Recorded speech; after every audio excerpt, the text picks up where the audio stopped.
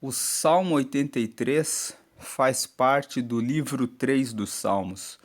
Os Salmos são divididos em 5 livros, que são reuniões coletâneas. São 5 coletâneas. Existem 150 salmos na Bíblia e eles se dividem em 5 livros. O livro 1 vai do Salmo 1 até o Salmo 41 e todos foram escritos pelo rei Davi. O livro 2 vai do Salmo 42 até o Salmo 72. O Salmo 42 até o 49 foram escritos pelos filhos de Corá. Corá foi uma das pessoas que se revoltou contra Moisés e Arão, e ele foi destruído pelo Senhor, conforme o relato de Números capítulo 16. No capítulo 26 de Números, nós lemos que os filhos de Corá se arrependeram e eles foram constituídos como levitas para a adoração do templo do Senhor. Então, os filhos de Corá são os autores do Salmo 42 até o 49. O Salmo 50 foi escrito por Asaf, que era um outro levita e que foi levantado como responsável pelos louvores também no templo na época do rei Davi. E ele escreveu o Salmo 50. E o Salmo 51 até o Salmo 71 foram escritos pelo rei Davi, e o Salmo 72 existe uma dúvida se foi escrito pelo rei Davi ou pelo rei Salomão. Mas o último versículo do Salmo 72 fala assim: findam-se aqui os salmos de Davi. Então, dá de entender que o Salmo 72 foi escrito pelo rei Davi também. Os salmos 66, 67 e 71 são 3 salmos que não existe indicação do autor, mas a forma como esses salmos foram escritos indicam que foram escritos pelo rei Davi. Por isso que se fala que os salmos 51 até os 71 foram escritos pelo rei Davi. Especificamente o Salmo 71, no meio dele tem vários versículos que são parecidos com o Salmo 70, que foi escrito pelo rei Davi. Aí nós entramos no livro 3, que vai do Salmo 73 até o Salmo 89. E é nesse livro que nós estamos. Nós estamos no livro 3. O livro 4 vai do Salmo 90 até o Salmo 107. E depois o último livro vai do Salmo 107 até o Salmo 150. Uma correção é que eu disse que o livro 4 vai do Salmo 90 até o 107, né? Mas na verdade é do 90 até o 106, porque o 107 é o primeiro salmo do livro 5. Então, são 5 coletâneas e nós estamos aqui no Salmo 3. Começamos a fazer a leitura dos salmos no dia 1º de agosto. Hoje é dia 22 de outubro, então nós estamos aí há quase 3 meses. Estamos quase chegando no Salmo 90. E vamos completar novembro e dezembro meditando em salmos. O Salmo 83 faz parte do livro 3 e ele não foi escrito por Asaf, como eu falei no Salmo 73, eu venho falando no Salmo 73, que do Salmo 73 até o 84 foram escritos por Asaf. Eu li isso em um texto, então eu fui anunciando isso. Mas cada dia que nós lemos cada salmo especificamente, nós fazemos um estudo de cada um dos salmos. E lendo hoje sobre o Salmo 83, eu vi que no texto original, que é o texto massorético, ele fala apenas uma oração contra os inimigos. Então, é esse o título que tem no texto original. E na Bíblia da Almeida está escrito assim: oração por socorro. Então significa que não tem um autor específico nesse Salmo 83. E alguns teólogos dizem que, na verdade, esse Salmo 83 foi escrito pelos filhos de Coré. Mas não existe essa certeza porque no título dos Salmos no texto original não existe a indicação do autor do Salmo 83. Então, o que nós podemos dizer é que do Salmo 73 até 82, esses salmos foram redigidos por Asaf ou pelos seus descendentes, como nós comentamos no Salmo 74, por exemplo, como nós comentamos no Salmo 70 e no Salmo 80 também. Mas o Salmo 83, ele não tem um autor indicado e existem alguns escritores que dizem que o autor do Salmo 83 são os filhos de Coré. O que é o Salmo 83? É um salmo que fala sobre um pedido de socorro diante da perseguição dos inimigos. Se você está cercado por muitas pessoas no seu local de trabalho, dentro da sua casa, com pessoas se opondo a você muitas vezes, você precisa pedir socorro a Deus. Você precisa pedir que Deus dê o livramento. Você precisa se lembrar das coisas e precisa ter fé, recordando das coisas que Deus já fez no passado. Então esse Salmo 83 aqui, eu divido esse salmo em duas partes. A primeira parte, o salmista aqui apresenta a Deus a situação que o povo de Israel está passando. E a situação que o povo de Israel está passando é de estarem sendo cercados por muitos povos inimigos. Vamos ler aqui. Ó Deus, não estejas em silêncio, não cerres os ouvidos, nem fiques impassível, ó Deus. 2. Porque eis que teus inimigos se alvoroçam, e os que te aborrecem levantaram a cabeça. Veja que ele fala dos inimigos de Israel como sendo inimigos de Deus. Versículo 3: Astutamente formam conselho contra o teu povo e conspiram contra os teus protegidos. 4. Disseram: Vinde e desarraiguemo-los, para que não sejam nação, nem haja mais memória do nome de Israel. 5. Porque a uma se conluiaram, aliaram-se contra ti, ou seja, reunidos em um grupo só, fizeram os seus conluios, as suas reuniões, os seus acordos, para irem contra o povo de Israel. 6. As tendas de Edom, dos ismaelitas, de Moabe, dos agarenos. 7. De Gebal, de Amon, de Amaleque e a Filístia com os moradores de Tiro. Veja que aqui nos versículos 6 e 7 o salmista indica quantos inimigos se levantavam contra Israel. Eram várias nações. Veja que ele fala a respeito de Edom, dos ismaelitas, Moabe, os agarenos, Gebal de Amon, Amaleque e a Filístia.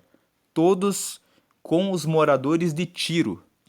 Ou seja, tinha mais ainda Tiro. Versículo 8. Também a Assíria se ligou a eles. Foram eles o braço dos filhos de Ló. Os filhos de Ló, vamos lembrar que lá no livro de Gênesis, a Bíblia conta que Ló, ele era o sobrinho de Abraão. E ele morava nas terras de Sodoma e Gomorra. Quando Deus destruiu Sodoma e Gomorra, Ló fugiu para uma caverna e ele morreu isolado naquela caverna com as suas duas filhas, a filha mais velha e a filha mais nova. A esposa de Ló, no caminho da fuga, olhou para trás e se tornou uma estátua de sal, porque Deus havia avisado a eles que se eles olhassem para trás, eles receberiam uma maldição. Eles não sabiam qual era a maldição, mas a esposa de Ló olhou para trás. E a maldição foi essa, que ela se tornou em uma estátua de sal. E essa estátua de sal significa que, se nós olharmos para trás, nós ficaremos paralisados. Nunca se deve olhar para trás quando você está passando por uma situação de guerra. Você, quando está numa situação de guerra, deve sempre olhar para frente para vencer as batalhas, para que você possa chegar à vitória na guerra da vida.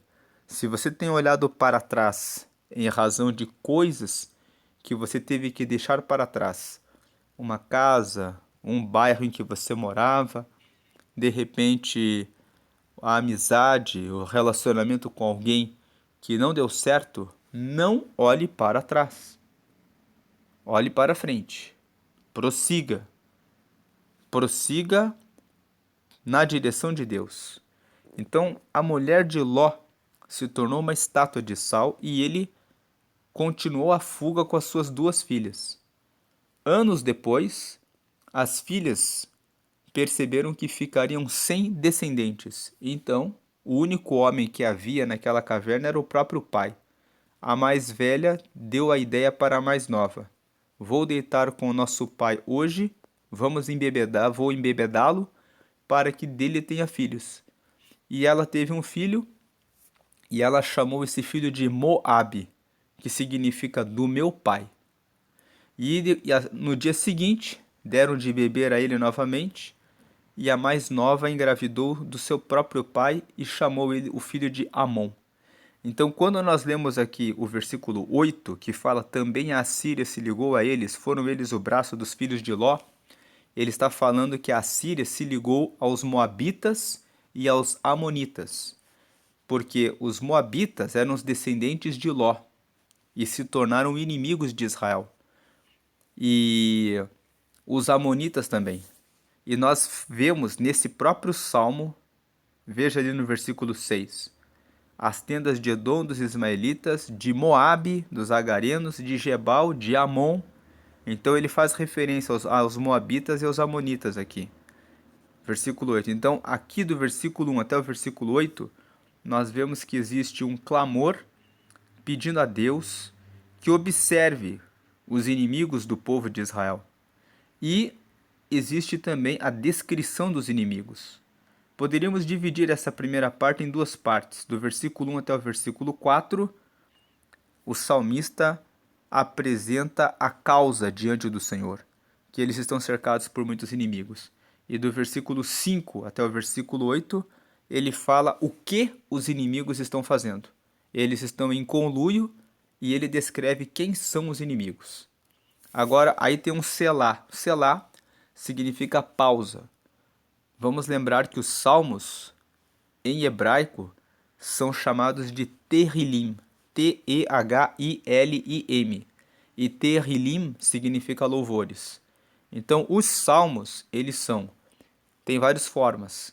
Eles são orações, lamentações, imprecações e são também cânticos.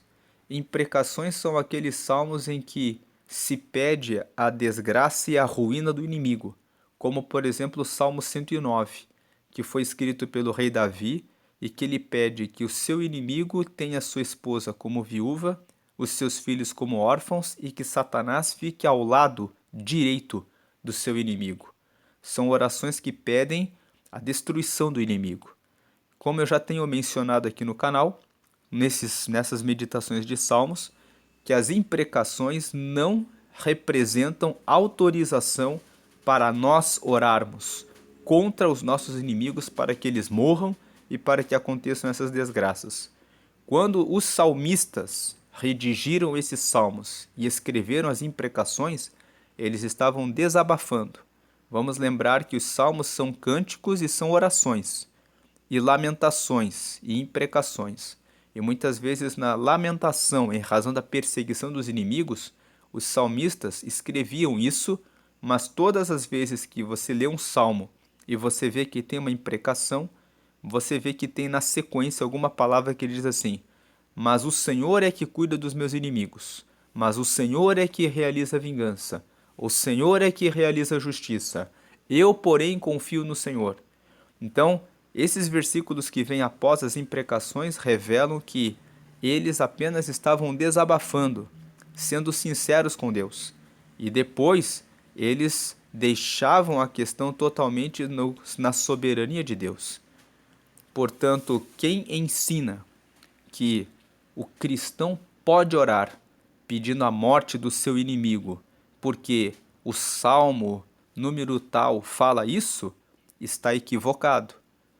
Você deve ler a palavra dentro do seu contexto. Você nunca deve pegar versículos isolados para realizar a interpretação da palavra. Todas as vezes que o salmo tem uma imprecação, na sequência tem um versículo que fala: eu, porém, confio no Senhor. Ou alguma coisa que diz que ele deixou a questão na mão do Senhor. Então aqui, no Salmo 83, nós podemos ver que o salmista, nós não sabemos quem é o autor desse salmo, do versículo 1 ao 4, apresenta que o povo de Israel, essa oração aqui é uma oração pelo povo, pela nação de Israel, que eles estão sendo perseguidos por vários inimigos. A segunda parte do versículo 5 ao 8, eles estão falando quem são os inimigos. E aí, quando eles cantavam esse salmo, tinha aqui uma pausa. Selá significa pausa. Significa que eles cantavam do versículo 1 ao 8 e eles paravam aqui para refletir na letra que eles tinham acabado de cantar. Essa pausa serve para a questão musical, para a questão da reflexão do que está sendo cantado e para a reflexão da situação que eles estão passando.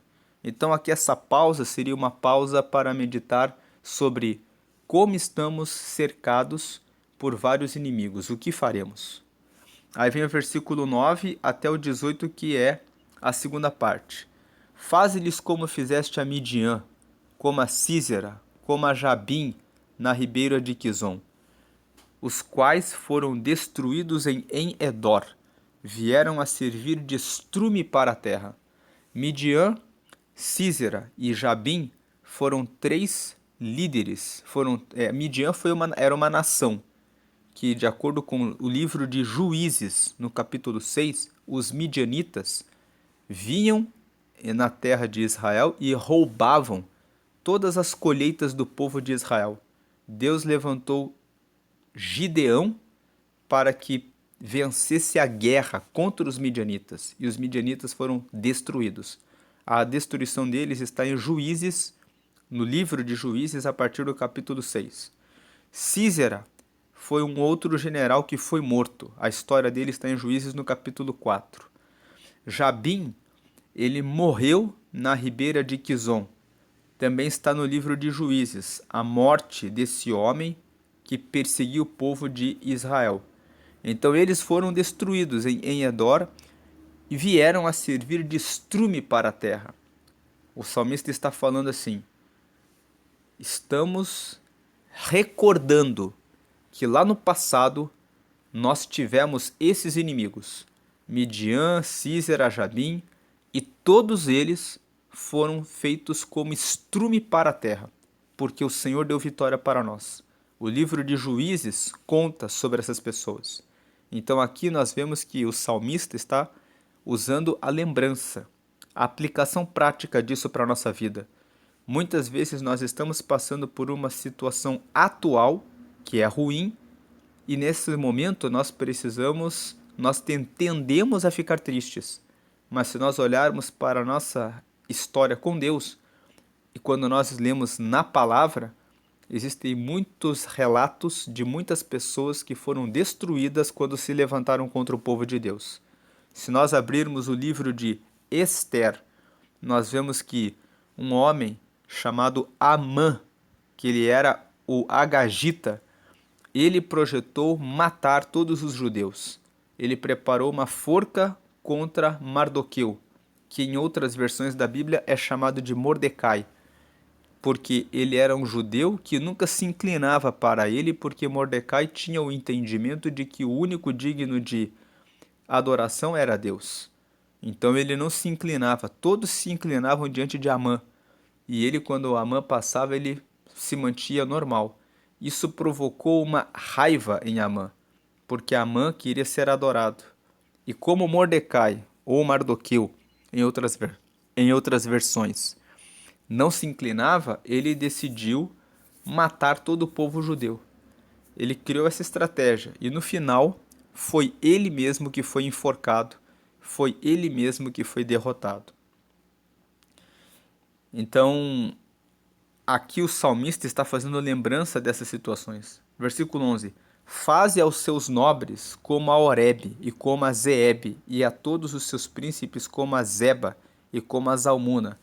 Versículo 12. Que disseram: tomemos para nós em possessão hereditária as famosas habitações de Deus. Todas essas pessoas também estão referidas no livro de Juízes. Foram pessoas que se levantaram contra Israel e todos foram destruídos. Então aqui, nessa segunda parte, do versículo 9 até o 18, o salmista está falando a respeito dessa situação. Está tendo a lembrança do que Deus já fez no passado.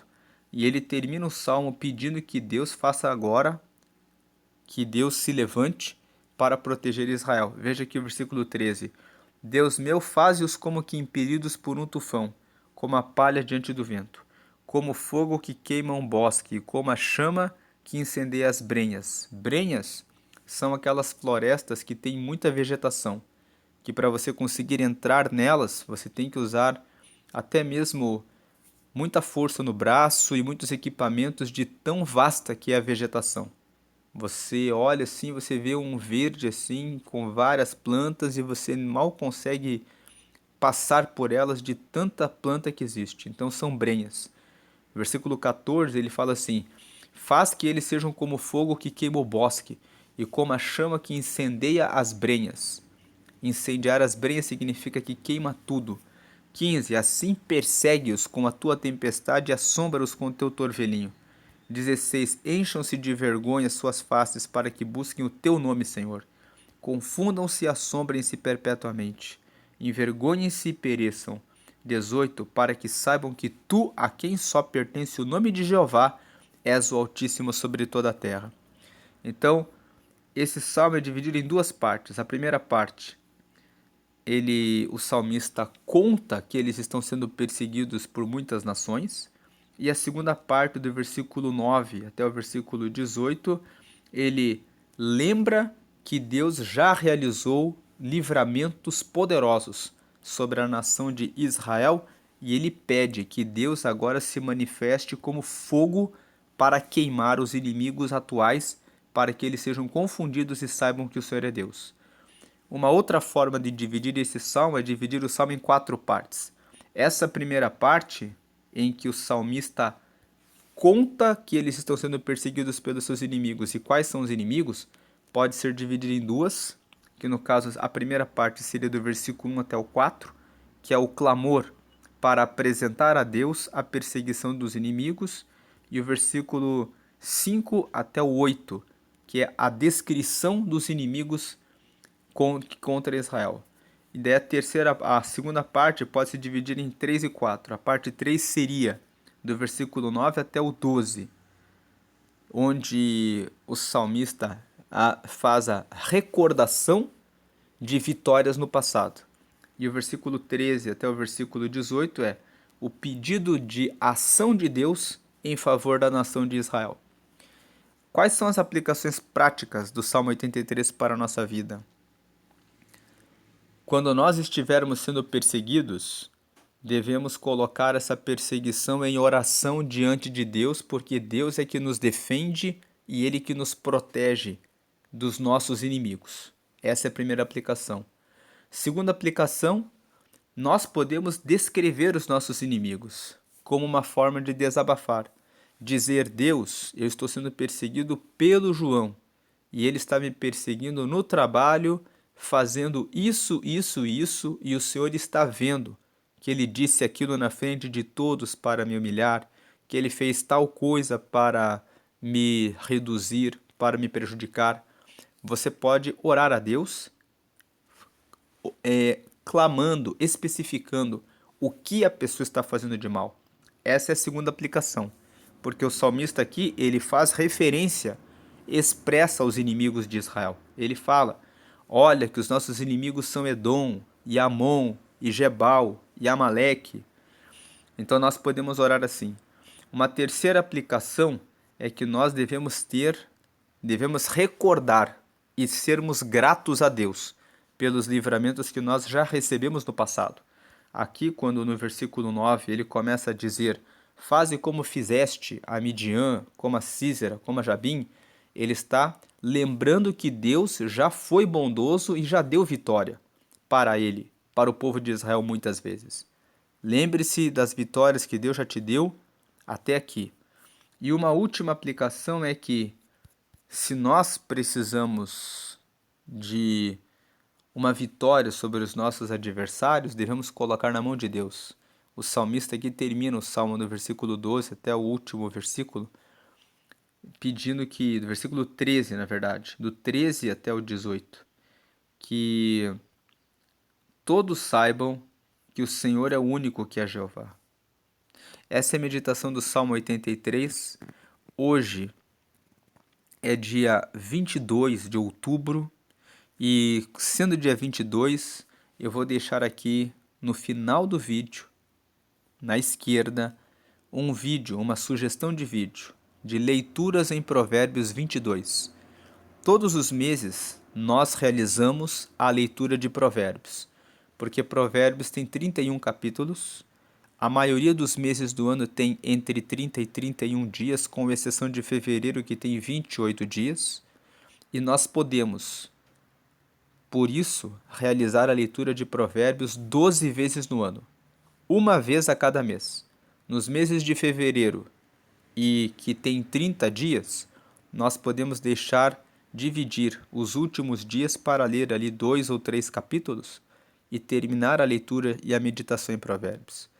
E quem estuda e aplica Provérbios por 2 anos consecutivos, lendo todos os meses, passa a tomar decisões mais sábias, inteligentes, com melhores resultados. E quem lê e aplica Provérbios, fazendo dessa forma, lendo todos os meses, por 5 anos, com certeza prospera. Portanto, nós sempre incentivamos a leitura de Provérbios. Em agosto, nós colocamos no final dos vídeos, os vídeos de Provérbios que nós gravamos numa série que nós demos o nome de Aprenda os Segredos de Provérbios. No mês de setembro, nós meditamos nos Salmos e no final foi colocado os vídeos de uma série chamada Recortes em Provérbios. E agora, no mês de outubro, nós estamos seguindo nessa série que foi gravada anteriormente, alguns meses atrás no canal, que fala sobre leituras em Provérbios. A cada dia, o mês de outubro tem a vantagem de ter 31 dias. Então, cada dia nós vamos meditar num salmo, vamos até dezembro, avançando salmo por salmo, comentando um a cada dia até chegar no salmo 150. E a cada mês nós colocamos o provérbio do dia. E hoje é dia 22, então vai ser leituras em Provérbios 22. No lado direito vai ter o botão de inscrição no canal. Deus abençoe a todos hoje e sempre. Amém.